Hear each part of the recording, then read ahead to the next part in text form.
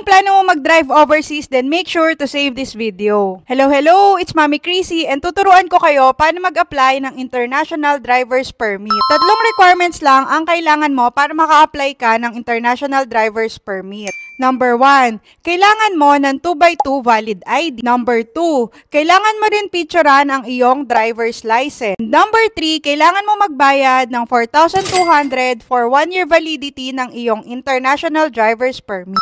So, may dalawang options ka para makapag-apply ng International Driver's Permit.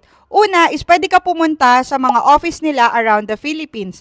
Pangalawa at ang pinakamadali is pwede ka mag-apply online. So, punta lang kayo sa aap.org.ph and click nyo lang yung application for International Driver's Permit. Take note pala na dapat valid at least 1 year yung driver's license nyo para makapag-apply kayo.